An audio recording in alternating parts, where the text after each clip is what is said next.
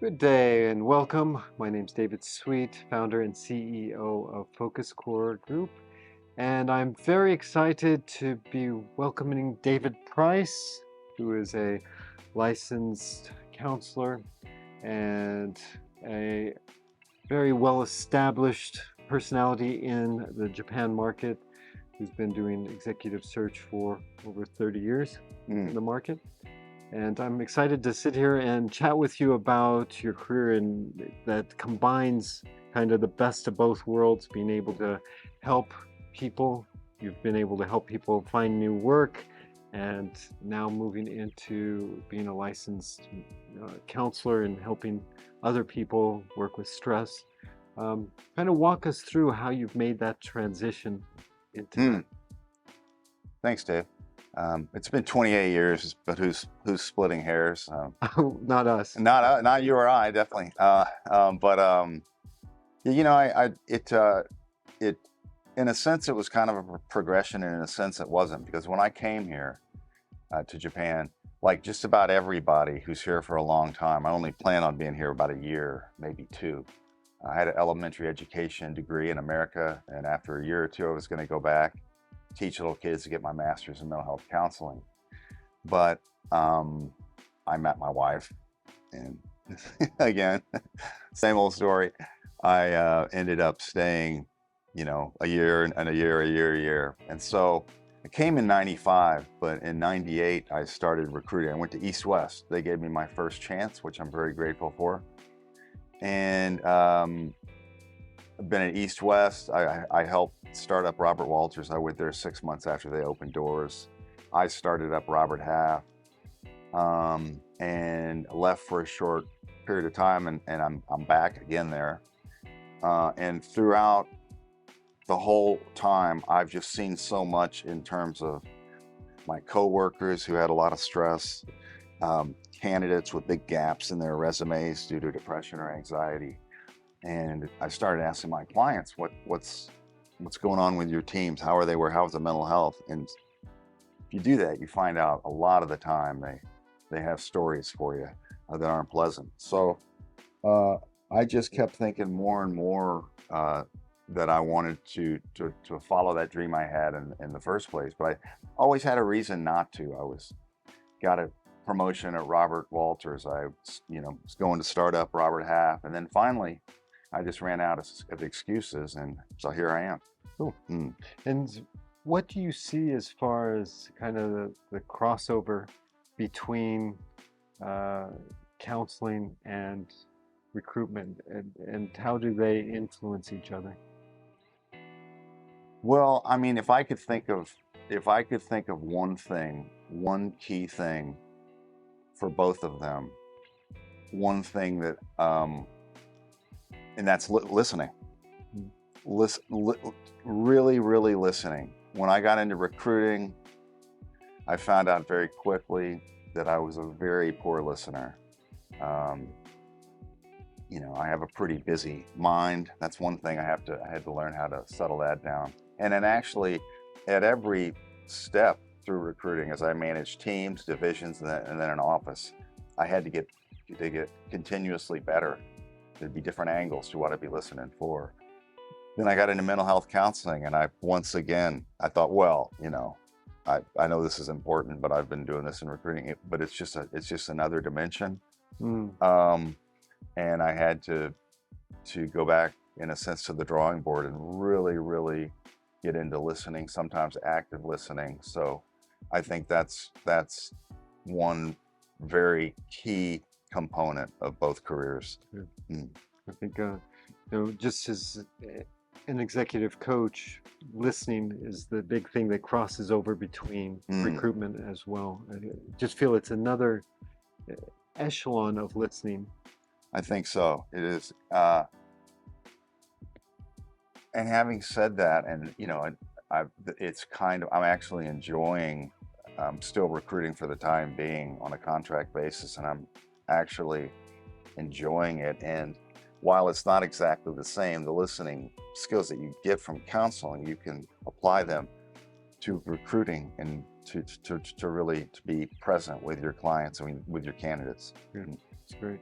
What do you see for mental health counseling? How do you see it differ between Japan and what we'd see in the Mm. West? I think in the West, US, UK, in the last 20 years, there's been really big advances um, in terms of resources and in terms of the openness of mental health issues in the media, in the press. And a lot of people have gone into the career of counseling or therapy or coaching or psychiatrists. You've seen a lot of that. Whereas in Japan, it has changed. I think the foreign communities in Japan is kind of spurring change a little bit. I see more in foreign capital companies, but it's still seen as a bit of a, I don't like the word stigma exactly, because I see it more as like gaman in Japan, that suffering quietly, which is, I think, a noble concept in a lot of ways. But when it comes to mental health, I think there are times where you need to reach out to professionals, and Japanese people, I think, still feel like they should deal with it themselves, or if they go to someone, they talk to their family, or maybe their physician, or maybe they will rely on spiritual methods, but they see therapists or counselors as a last resort. Yeah, whereas in the U.S., it seems like it's quite open, and it's something that people can go to do. It's normalized, really. A lot more. What about? I always have this idea that in Japan, especially, we have the word kokoro, your mind, and this is the part that we try to work on in Japan when we work on mental health, whereas in the US and the West, we tend to focus on the mind as here, and having those kind of different components. How do those meet when you're working with someone?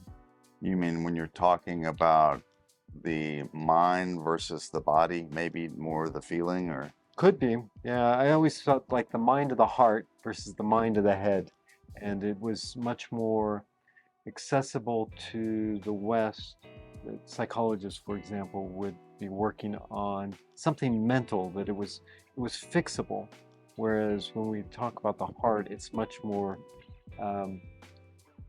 nuanced, and so it's more difficult to work with. And so that was something. That's kind of interesting you say that, because I work with a type of therapy called ACT, acceptance and commitment therapy, and a lot of what it does, it is a type of cognitive behavioral therapy, which deals a lot with thoughts, but it comes from more of a standpoint of acceptance, instead of trying to change what's going on, trying to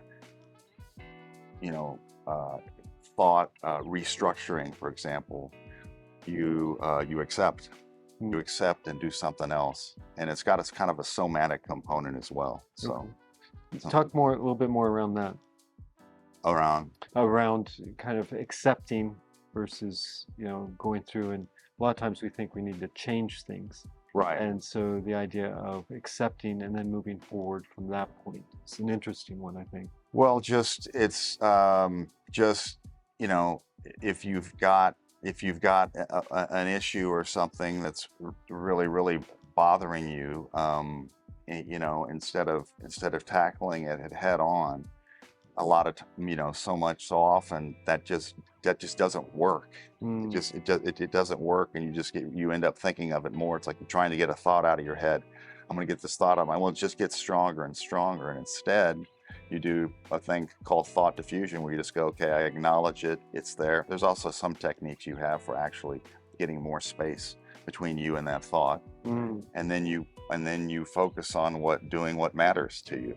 Okay. So a lot of it involves values, tapping into your values, and finding out, okay, this is not going well for me, so I'll just kind of get a little bit of space, and I'll bring in my values for meaning and do something more meaningful. That's great. So you'd mentioned that you'd set up companies. You've actually really built up 2 companies in Japan since the 90s. How have you seen recruitment change since then? Well, to be just real quick, Robert Walters, I went 6 months after they opened to help, so they were still in startup phase, and I helped start up the finance and accounting team, but I didn't set the company up, but I did set up Robert Half. And really, if you look at when I started in 98, I would say the big word is internationalization, because when I started, it was at East West. We thought we were the only recruiting company in town, which people still, even now, people kind of get into that where they don't realize what's outside of the doors of their office. But then there was no global contingency recruiting companies. I think go on a very quick, this probably isn't the most accurate, but going back to the 60s or a little bit before is when the executive search firms started finding CEOs for companies like Coke or Caterpillar or IBM, companies that had been here a long time, who'd come here and basically were still like Japanese companies because they had to merge with Japanese companies in order to enter the market. But then that started trickling down, I think, a bit more in the 70s and especially the 80s. But it was still a case where there was and I can't remember the name of this, maybe you know, Dave, but someone who can speak English, but they can't do anything else. Americans, I think. Yeah. You still heard about that a lot, and just the talent from the talent side. The talent was so limited then compared to what it was even 10 years later, and especially now. And I remember this one guy, this senior finance guy, complaining that there were no more good jobs. Year after year, he found it harder to get work because he just didn't have the skill set. He didn't know how to work across borders very well, and didn't really know how to run a business from a financial perspective. So that's one thing, but then also with the companies as well, and the recruiter, the talent pool for recruiting is just even way more diverse. So you remember East West, there were a few people from other countries, but it was mostly Americans and Japanese, some Japanese people, a few Japanese people, mostly Americans. So that's really internationalized quite a bit. And if you look at the play, even though I think Japan is still not nearly as competitive as a lot of other places in some ways. If you look at Singapore and Hong Kong, Australia, a lot more competitive, a lot lower fees, but it's a lot more competitive landscape, and a lot of companies have come and are still coming into the market. Yeah. So, I've seen a change in the diversity of the companies that we work with and partner with now has really changed. In the early 2000s, it seemed like everybody was working financial services because that's where the international talent needed to go. To get into the Coca-Cola and the Caterpillars, the IBM, it was very domestic, and only the Japanese recruiters in our firms might be able to break into that. Quite an interesting aspect of it. It's changing now, though. There's a lot more crossover. I know that, we work with a fair amount of Japanese companies. Changed, right? They need more and more. They need the talent. I know from a contract basis, they need a lot more. A lot of it related to their overseas business, but nonetheless, they want to get good people. And I think they're realizing that there's a good talent pool outside of the big four, and that they could save money. They're looking at the bottom line. It seemed like to me there was always this kind of double echelon. We always say that the Japanese market wasn't saturated with recruiters, but it seemed to me that there was always the Japanese domestic market, and that was very much like New York or London. The fees are lower, but it was only domestic market. And then you had kind of the Western companies on top of that, higher fees, not as many of us running around, small companies.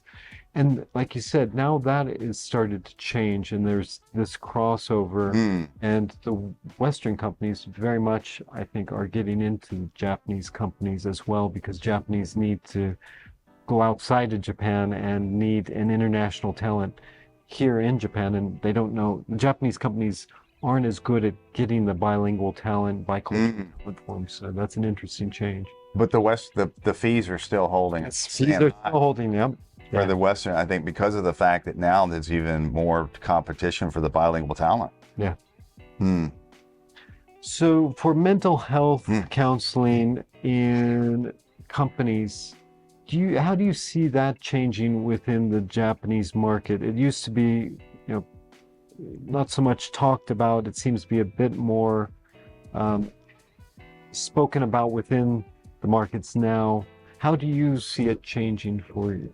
You talking about Japanese companies or Gaishke or both of them? Both, really, in Japan. There's supposedly some I've read and heard about some initiatives like using technology to make people not stay at work all night, Mhm. track your employees. I haven't heard a whole lot of tangible results from it, and that they're also offering surveys or trying. There is more awareness on the Japanese side, but it doesn't seem like it's really trickled down into Hmm. firm practice. But on the Gaishke, there's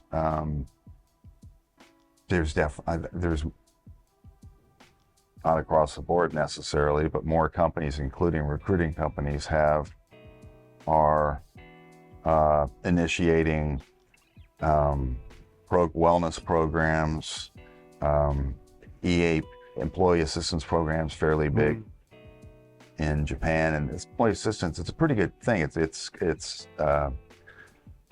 confidential counseling. Different programs have different numbers of sessions you get, but it's totally confidential. They also offer, you know, other lifestyle support like finance, counseling on finances and things like that. So EAP is pretty good. Yeah. As a company, how can you start? You see burnout. What are some signs that managers can really look for to be able to see that, and the red flags there for them to take notice and take steps to Right. Hopefully they've been, one thing that companies can do is to train their managers to notice. There's a thing called affect. Affect is your how you look compared to what you're saying. In other words, if I'm telling you about the happiest day of my life and I'm just like, and that was this, and we did that, that's a flat affect. Okay. I'm not showing emotion. Yeah. So that's one thing you can notice.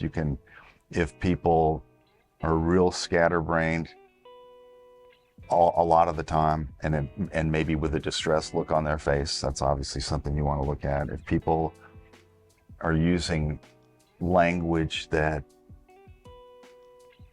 sounds like they're really disengaged, like, oh, I was done with that, or I'm checked out, or I'm through with that, I'm over with that, that can show apathy towards life, which is what a big part of what burnout is, just long-term stress that turns into burnout. Just it's pretty dire. Do you see companies starting to implement programs for teaching managers and bringing that awareness up? I've seen it on the guys, including some recruiting companies. Robert half, but I don't think it's real prevalent even in the Gaishke market. Okay. It happens. I mean, that's what you go in and do, and you help build that awareness for companies, right? Yeah. That's great. And I mean, with a person's self, what red flags can a person kind of, okay, I'm feeling down or I'm feeling frustrated. Maybe I don't have someone to speak to about this. At what point, is there a red flag for myself to realize that I should be speaking to someone else? could be a number of things. It could be that you just constantly have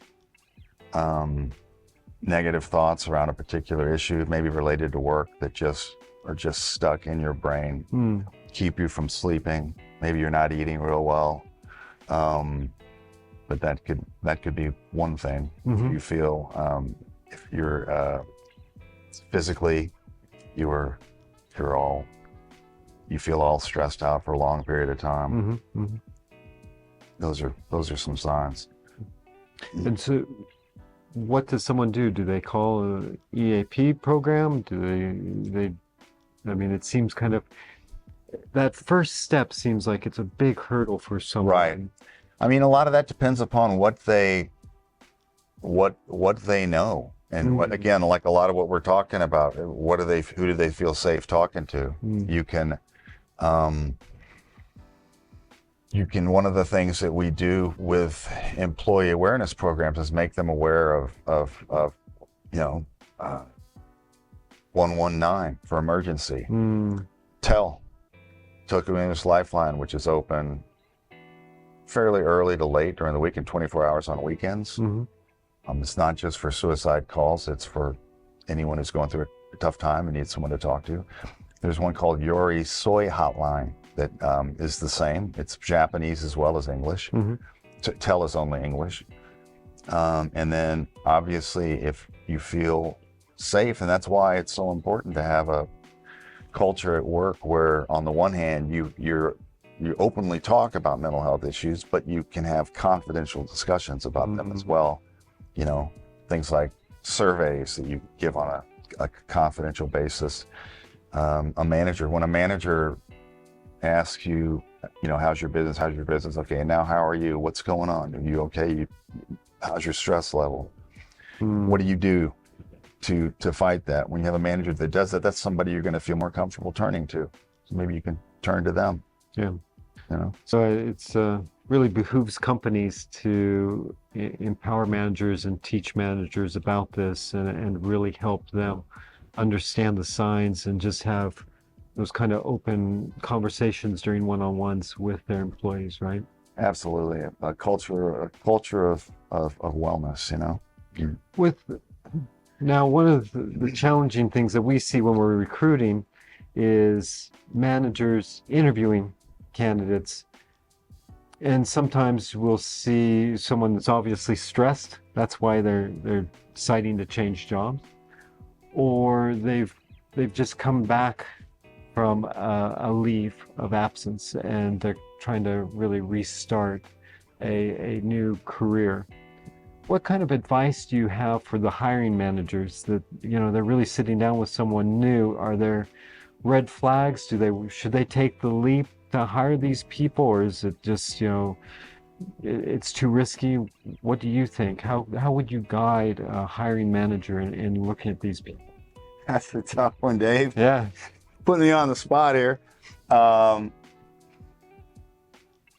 well, I mean, so I think one of the things you want to do is just try and discern if you're dealing with super high stress burnout or just someone who has a really tough time with interviews. Because a lot of times, like me, I'm nervous right now. You can't tell though. Yeah. So that's one thing. Again, I already mentioned to look at their affect, to look at the way they answer questions. But I think a lot of it comes down to not necessarily, you look stressed right now, are you? But just ask them questions about what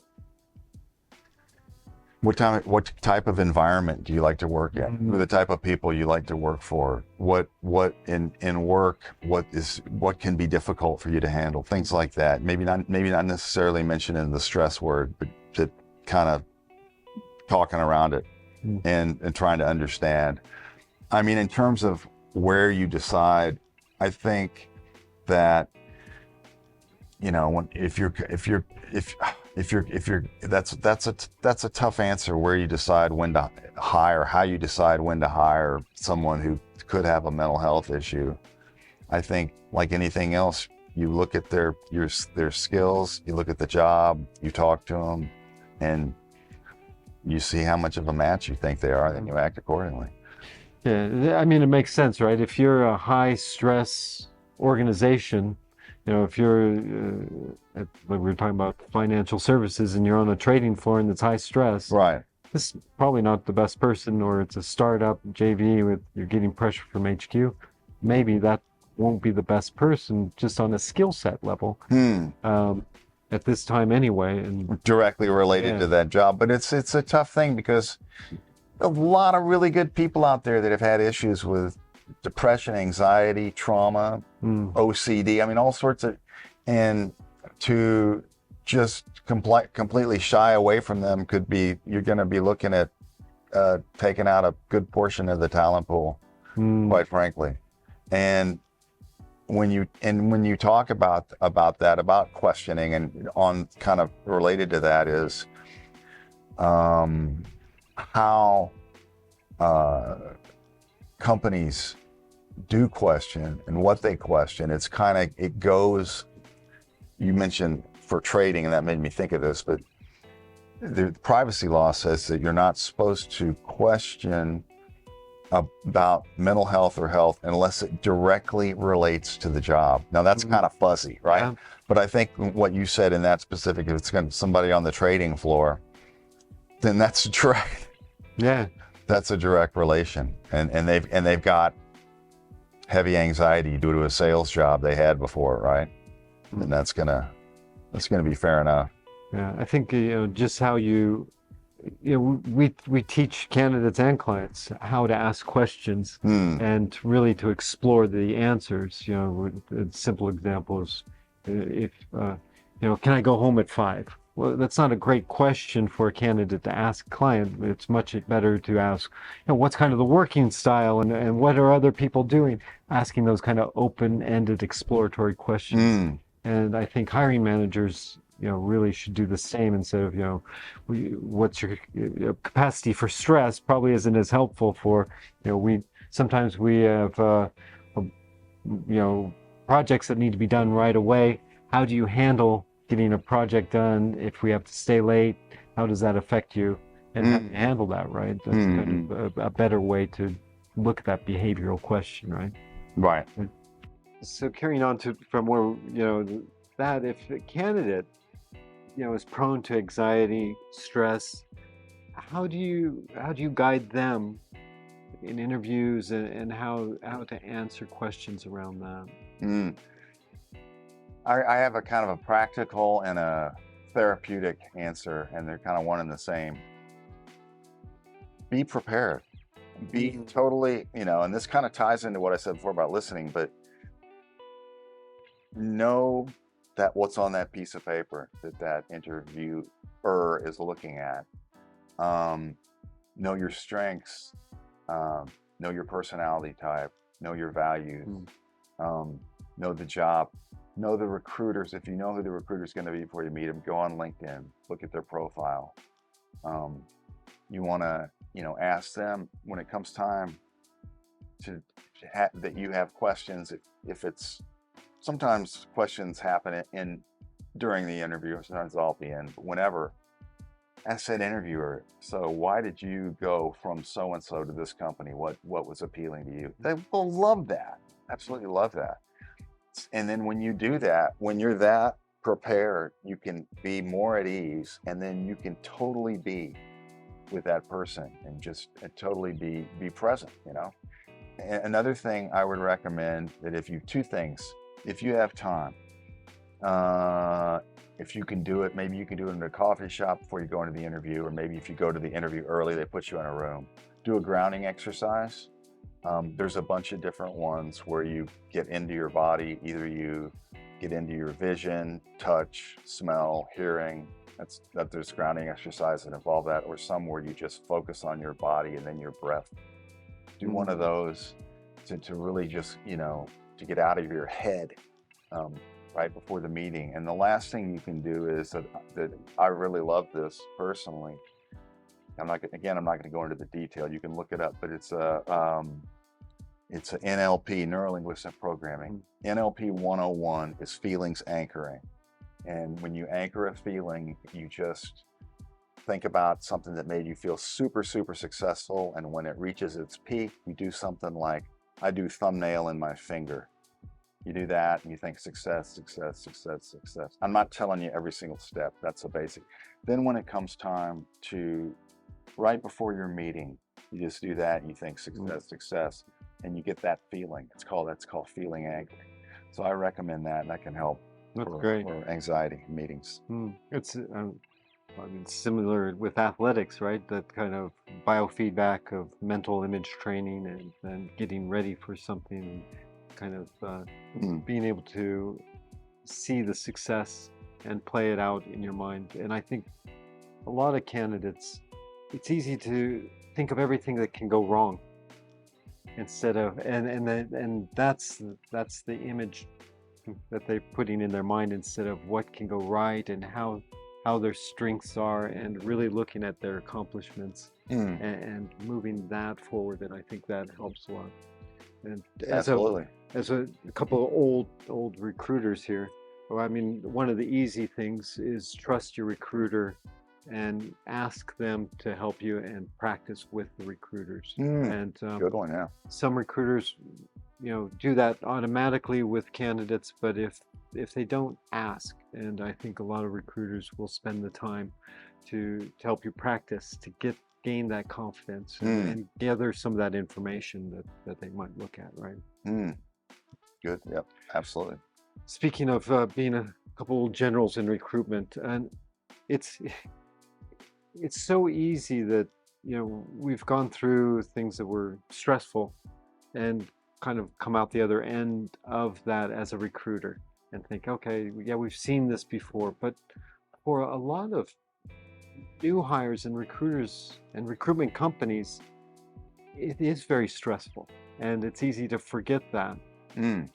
What, and you've worked with a lot of recruitment companies for around stress and how to handle that. What are some things that you're seeing that companies, especially around recruitment companies, can do that they can start implementing, or signs that they need to start implementing? There's a lot that's been done, and I would say in the past 5 years, it's really grown. First is just trying to have an atmosphere of openness, while at the same time doing some things on a very can't think of the word, not confidential, very confidential basis, or even anonymous. Having anonymous surveys if you need them, but then also having plan the open training. I've mentioned some of the things. Having a training for managers so they know. Having in one-on-one, having a culture where in one-on-one where people's well-being is always touched upon every time. Charity, doing charity work. Nothing is more uplifting, and it just, I don't think this is just me that feels this way, but just it's very rewarding, makes people proud of the company, proud to work at the company. It's great for everyone's mental health. I mentioned the EAP program. Those are more prevalent now as well. What else? There's a lot of other stuff. Yeah, that's all I'm thinking about. Oh, you? Yes, or knowing good professionals in the market. Yes, because we grew up where it was kind of almost a pride to have a boiler room type of environment for recruitment, and being driven to hit KPIs and driven to hit revenue targets, and driven and pushing. And so what you're presenting is a very different view than some companies still, and in general what we've kind of come to know as a sales environment, right? Not only recruitment, but any sales organization, right? Well, yeah, there's different, like after you touch upon that, there's different types of recruiters. There's people that prefer that boiler room. Oh. And they're and a lot of them are solo recruiters who are fine either working on their own, or they don't they don't need collaboration so much. They're very good independent recruiters. But then there's other people, and there's some people that just aren't right for the industry, period. But then there's other people that are, but they do need more support. They like working in and I really liked. I had a hard time at East West sitting in a cubicle. I'm not enough of a self-starter. When I went to Walters, there's people sitting around a desk with me, and they kind of depended on me to do my job. And it was just more, I worked better with that environment. That's great. And that's the same thing with, I think, a lot of people. And that's a part of, interviewing and also assessment on the job. And yeah.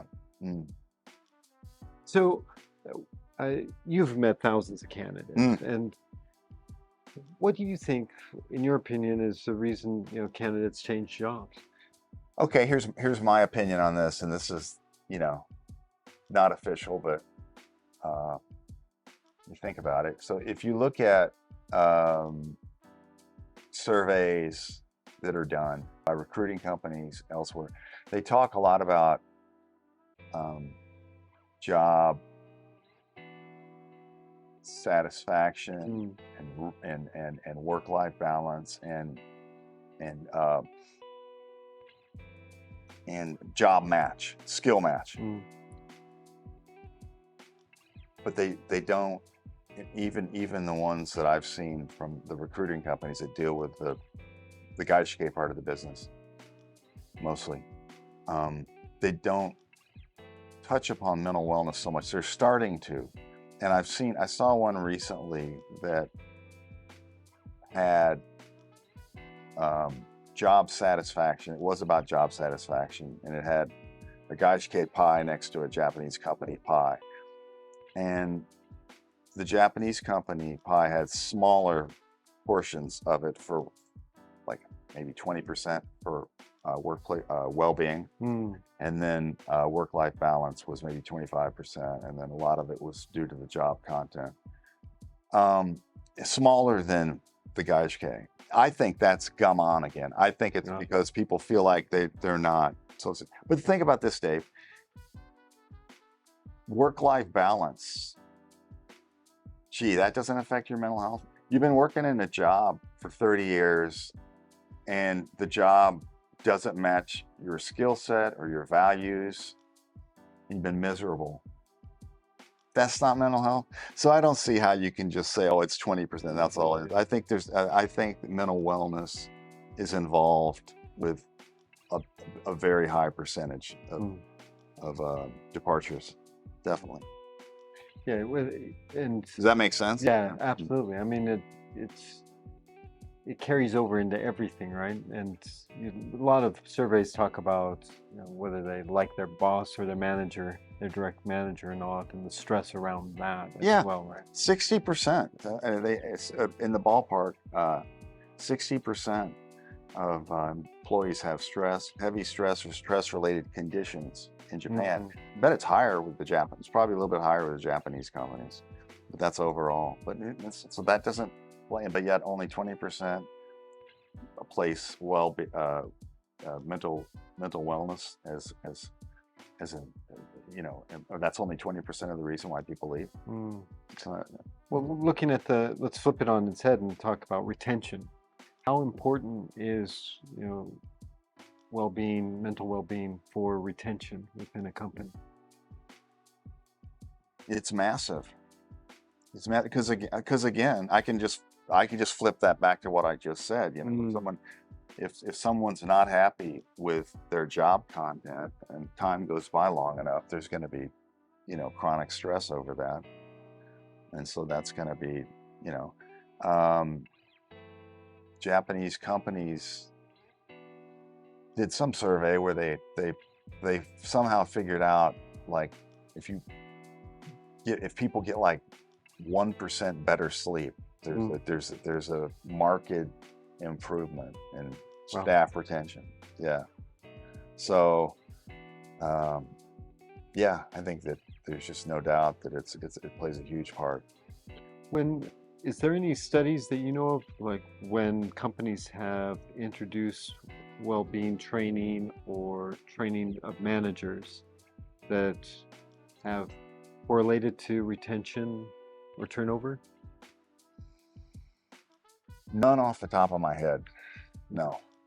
But I'm sure that there must be, just you and I being around the block enough to know that talking about well-being and health, I know we've talked about health as a company, and that just definitely lowers the turnover. People know that the company cares about the Right. employees, Oh, right? totally. Totally. Yeah. That's just a big thing right there. Mm. And a couple other stress factors that I've seen in the market is when the Japanese has been overseas working and then returned to Japan, Mm, and they're in a Japanese environment. It might even be a gaishikei, but it's still internally everything's fairly domestic. That's a pretty big stress right. on for an employee. How do you recommend that candidates try to adjust for that, coming back into the Japan market? Well, what they go through is kind of a reverse culture shock. Mm. My daughter had a little bit of it. She just went to college for a year, but she came back. She did go into a corporate environment, but Mm. still, she said it felt kind of funny being back. For being in Oregon for a year. But I think it's just you're going in, especially if they've been working overseas and they're going into they're walking into a situation where you've got the Meiji exchange, you got to speak in Keigo or honorific language to some people. You've got maybe more rigid hours, you've got more rigid relationships where you work. So I don't have a mini course on how they can deal with that, other than to kind of just help them to reintegrate and kind of become aware and make them aware of what they're going to be facing when they're back. It's easier if they were doing it first, if they were working in that environment first. If they go straight to the States and then come back, it can be kind of tough. What about the flip side? You got a foreign boss coming over, an expat, and their expectations are sometimes very different than maybe their previous boss or than a Japanese company. They need good coaching, and I don't do that. So I'm not selling my wares, but they need good coaching on how to work in Japan. They don't need some out of the box thing in America. They need it. They need it here. They can maybe start studying.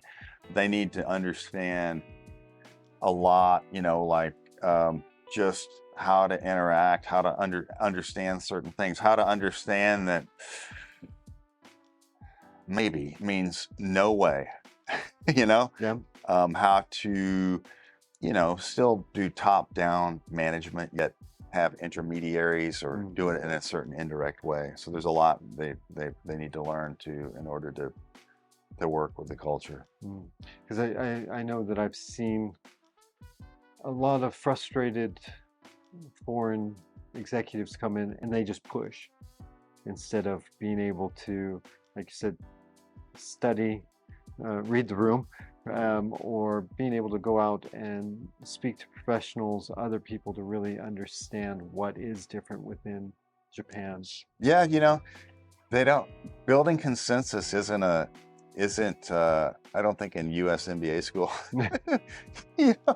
So something you're gonna have to learn how to do if they want to be successful.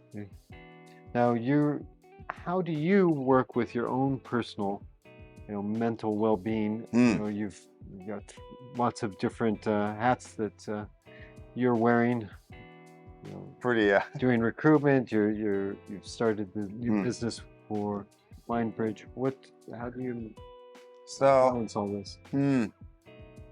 I get up early Monday through Friday, sleep late on the weekends, but I get up mornings, and I do get up early so I have time to meditate, pray. I write in my journal about a few different things.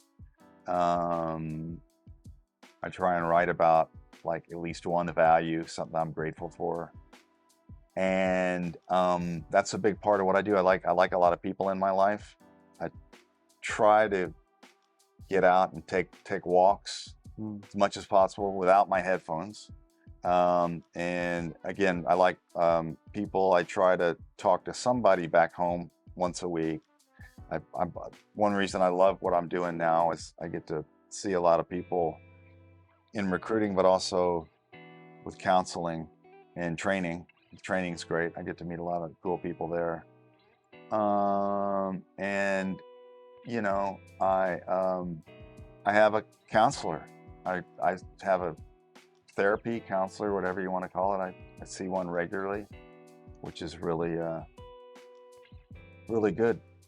It's really helpful. I learn a lot from them. So In what way? just simple, you know, I think life is a bunch of simple lessons that we just learn over and over and over. And you know, we might think we know it, but then we learn it again from another angle, and it's just great. And so I learn a lot of, to be honest, I learn a lot from my therapist, but I learn about how to be a therapist by watching him and listening to him.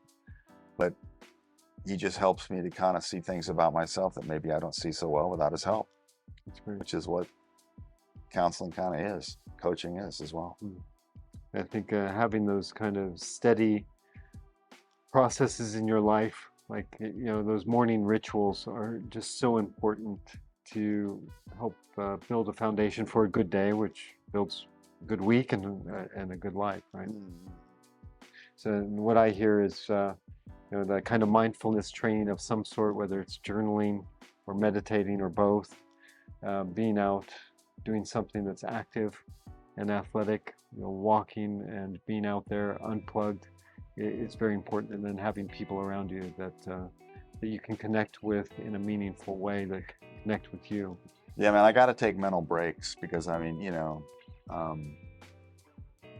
recruiting is hard and counseling is hard. You know, doing 2 or 3 sessions in a row with people, I need to just literally turn my brain off and look at a tree.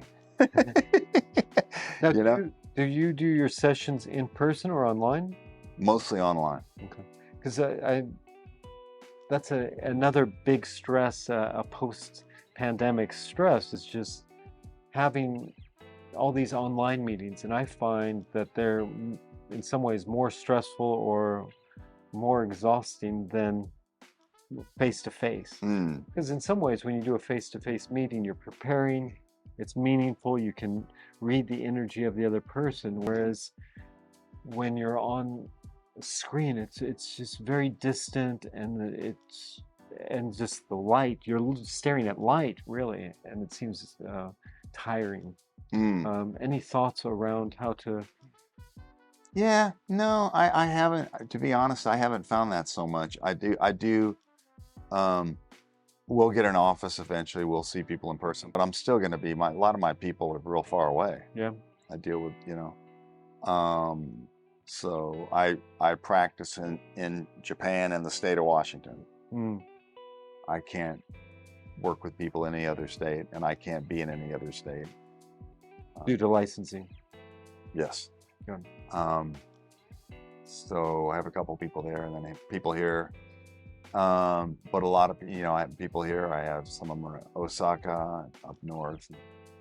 So that's why the remote really helps. But yeah, in person can be better. Definitely. One of my wonderful finds that in the last 2 months was turning off the self-view on the video. Has just saved so much energy. In that, it's amazing maybe how much the eye moves to look at yourself. Instead of, you turn that off and you're just looking straight into the camera of the other person, and that has seemed to, you know, really lower a lot of that exhaustion that I feel with meeting after meeting online, which was I found interesting. So maybe something to try out. I'll experiment with that. It's an interesting one. So it was wonderful you came into Focus Core and you gave training sessions for our group. And one of the things that everybody went away with remembering was the raisin, and just eating a raisin mindfully and doing it slowly and really feeling and hearing and tasting, smelling, and just having all the sensation was a wonderful grounding exercise that it really impacted everybody, because it was just something so easy to get into. It's not like, kind of meditation where sometimes that can feel mystical and very distant, but this was something very tangible to do. What Thanks. if you were, to kind of give our viewers an omiyage, something that they could take away? What would Here's a real simple one that's pretty cool. So you could do it anywhere. You're standing in line at the bank and maybe something's annoying you. You got in a fight with your friend or something that's really bothering you. You can just sit there and you can shut your eyes, but you don't have to. And you breathe in 4, and then you breathe out 4. When you breathe out, you push your shoulders down 4. But then when you breathe in, you see your friend and the thought like a little cloud in front of you. You breathe out, you blow it away. You do that, and you just in 1, 2, 3, 4. 1, 2, 3, 4. It's simple, and it's a great way to get a little what they call thought diffusion, where you can actually get a little space from your thoughts, so they're not, because that's what happens to us a lot. We just get these thoughts that are here. They're bugging us. So that's a quick way to maybe help you a little space. That's brilliant. Thank you. I think people here and myself, we feel that it's or our shoulders. You probably could see it on the video. Everybody's shoulders going. Well, thank you so much, David. It's been wonderful to chat with you. It's great to sit down with someone with your knowledge and expertise, not only in recruitment and to compare notes, but your new career in mental wellness and going out and counseling. And I think that's wonderful. Thank you so much. Thanks for having me, Dave.